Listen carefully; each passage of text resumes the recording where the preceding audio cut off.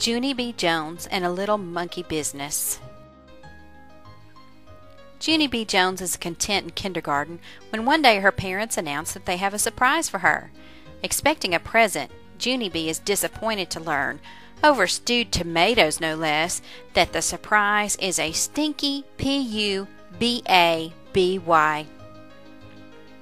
To make matters even worse, Mother and Daddy have started fixing up the guest room, turning it into a nursery, except a baby isn't a nurse, of course. The new nursery has a crib, which is a bed with bars and a giraffe lamp and jungle wallpaper. When Junie B. asks to have some too, she gets the "we'll see" answer, which every kid knows is another word for no. Soon the day arrives for her mother to go to the hospital. Junie B. gets to eat pie for dinner with her Grandpa Miller, and no one even babysits them. The next morning she awakes to delicious waffles and wonderful news. Grandma Miller comes home from the hospital to tell Grandpa and Junie B. that Mother had the baby, and it was the boy kind. Then she says something that makes Junie B.'s eyes get very wide. "Your new brother is the cutest little monkey I've ever seen," she declares. Junie B. finds new problems when she gets to kindergarten that afternoon. Even after explaining why she didn't ride the bus, Grace still calls her a poopy head. So Junie B. threatens not to tell Grace her big secret.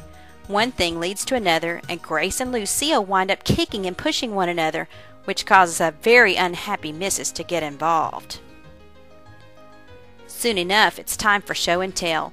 Eager to share her news, Junie B. is a little too enthusiastic when Mrs. opens the floor to the class. Instead, Mrs. calls on crybaby William. William has brought his crickets Hoppy and Russell to show.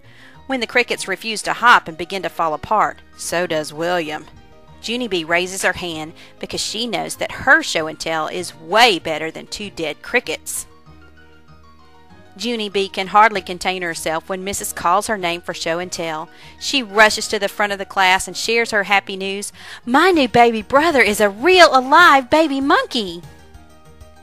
Things get really good for Junie B. when at recess her two best friends start competing to be the one to see her little monkey brother first. They give her all kinds of beautiful things, including both their snack tickets. Back in class, Junie B. is admiring all her new finery while creating glittery autumn leaves for the bulletin board.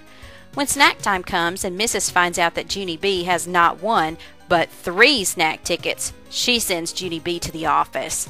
The office is where the boss of the school lives. His name is Principal.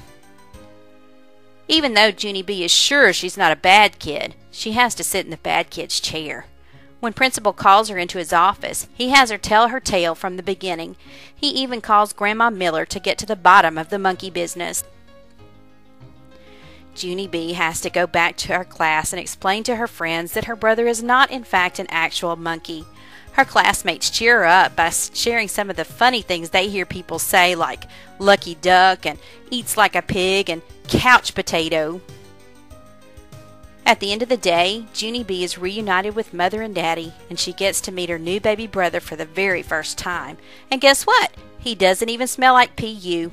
In fact, it turns out he's the cutest little monkey Junie B. ever saw.